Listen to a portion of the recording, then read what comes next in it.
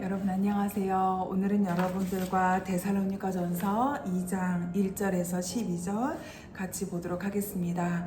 오늘 주제는 주의 기쁨이 되기를 이란 주제로 여러분들과 사도 바울이 나눴던 그런 메시지를 통하여서 도전받는 그런 시간 되었으면 좋겠습니다.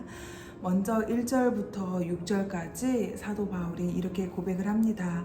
형제들아, 우리가 너희 가운데 들어간 것이 헛되지 않은 줄을 너희가 친히 아나니, 너희가 아는 바와 같이 우리가 먼저 빌립보에서 고난과 능욕을 당하였으나 우리 하나님을 힘입어 많은 싸움 중에 하나님의 복음을 너희에게 전하노라.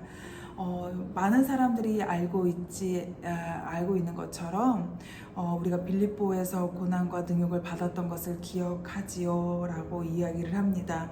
하지만 그때 어떻게 이겼냐?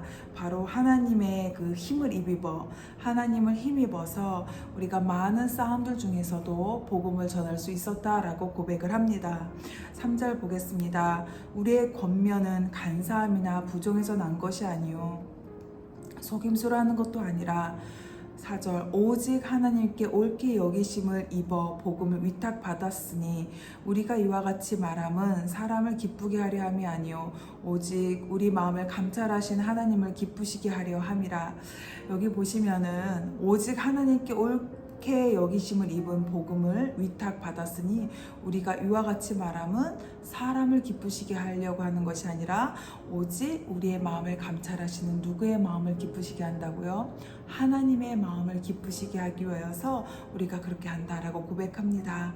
너희도 알거니와 우리가 아무 때에도 아첨하는 말이나 탐심의 탈을 쓰지 아니하는 것을 하나님이 증언하시느니라. 또한 우리는 너희에게서든지 다른 이에게서든지 사람들에게서는 영광을 구하지 아니하노라. 그러니까 사도 바울은 벌써 이 놀라운 비밀을 안 것입니다. 내가 사람을 기쁘시게 하려고 이 길을 가는 것이 아니라 하나님을 기쁘시게 하기 위해서 이 길을 간다라는 아이덴티티가 너무나 분명하였던 것입니다. 그리고 나는 사람에게서 영광을 구하지 않고 온전히 하나님께만 영광을 구한다. 그래서 누군가를 기쁘시기 위해서 아첨하는 말이라든지 탐심의 말을 하지 않는 이유가 있다면 온전히 나의 포커스가 하나님에게만 있기 때문이다 라고 고백하는 것이죠. 7절부터 한번 또 보도록 하겠습니다. 우리는 그리스도의 사도로서 마땅히 권위를 주장할 수 있으나 도리어 너희 가운데서 유순한 자가 되어 유모가 자기 자녀를 기름과 같이 하였으니, 여기서 보면 여러분 사도 바울은 사도였고 하나님의 종이었고 최고의 권위를 가진 사람이었습니다. 하지만 그 권위, 사도의 권위를 주장하지 아니하였다라고 이야기합니다. 그리고 어떤 리더십을 사용했습니까? 우리 가운데서 유순한 자가 되어서 마치 유모가 자기 자녀를 기름같이 그렇게 따뜻하게 케어했다라고 이야기를 합니다.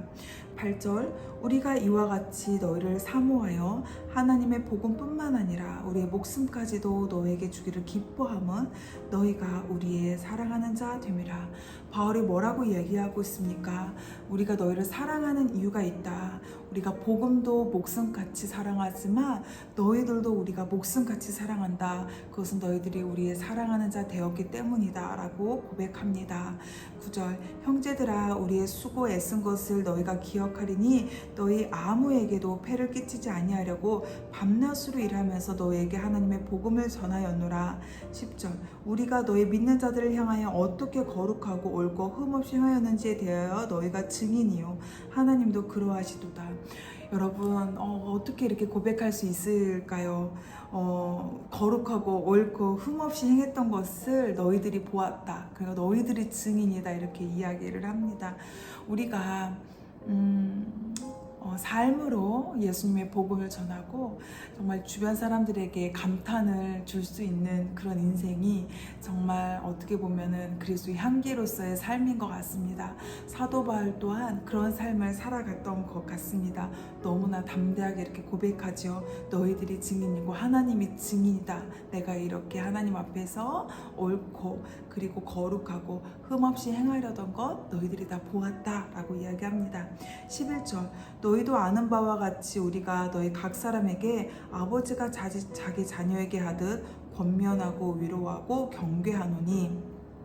네, 아버지가 자기 자녀에게 하듯 그 안에는 정말 깊은 사랑이 있는 것이죠. 12절, 이는 너희를 부르사 자기 나라와 영광에 이르게 하시는 하나님께 합당히 행하게 하려 함이라. 합당히 행하는 그런 삶을 바울이 몸소 보여주고 싶었던 것입니다. 바울은 복음을 전하면서 고난과 능욕을 당했지만 데살로니가 교인들에게 복음을 전한 것이 절대로 헛되지 않다고 계속해서 고백합니다. 그리고 사람을 기쁘시게 하기 위한 삶이 아니라 하나님, 오직 하나님을 기쁘시게 하는 삶을 살기로 결정합니다.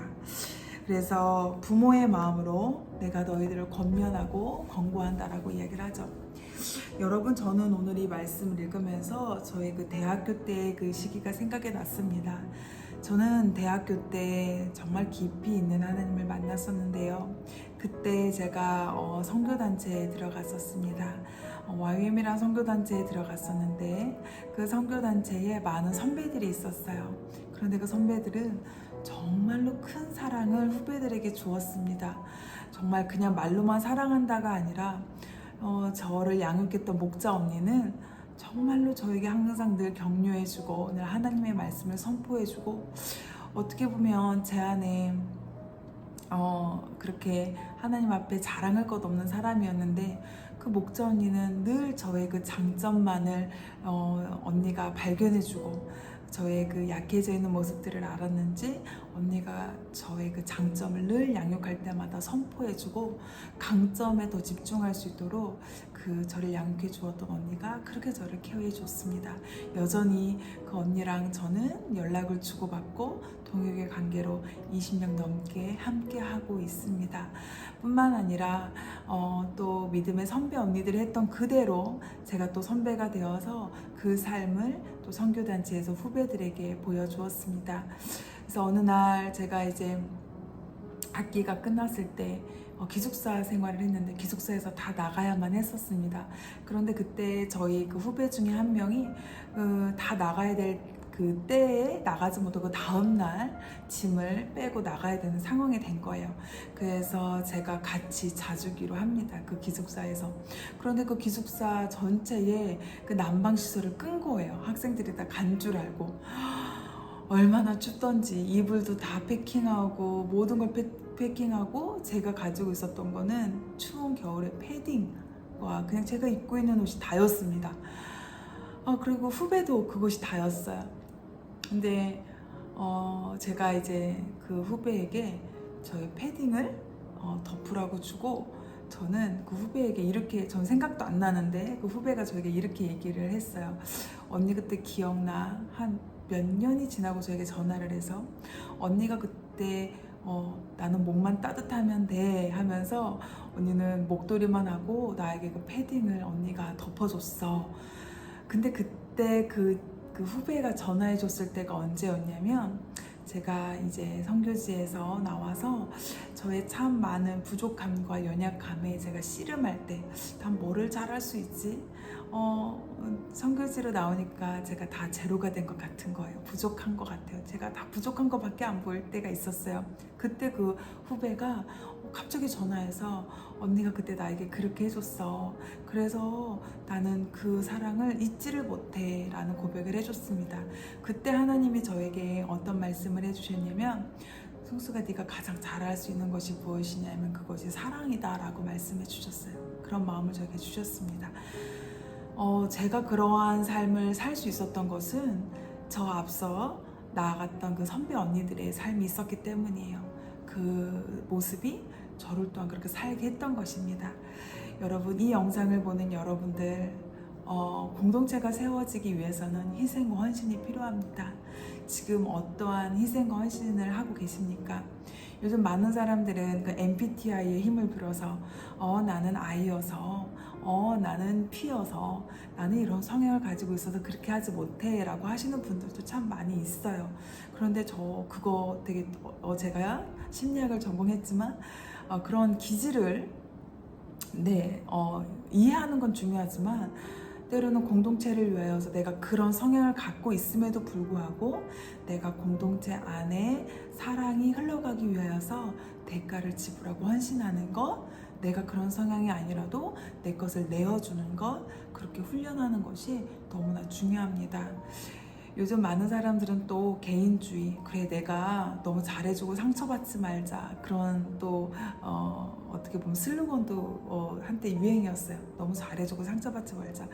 너무 내가 할 수 있는 그 이상의 것, 하나님 말씀하시지 않은 이상의 것을 할 때는 우리에게 과부하가 걸리지만 우리가 늘 예수님을 기억했으면 좋겠습니다. 이럴 때 예수님이라면 어떻게 사랑을 전할까? 여러분들 부족하고 연약해도 거기에 머물러 있지 마시고 예수님을 본받는 삶을 저희가 같이 살아내셨으면 좋겠습니다. 그리고 사람을 두려워하지 말고 하나님께만 집중하며 하나님에게만 우리가 포커스를 맞추며 승리하는 우리의 삶이 되었으면 좋겠습니다. 여러분 오늘도 그런 하나님과 함께 동행하는 하루 되시기를 축복합니다. 감사합니다.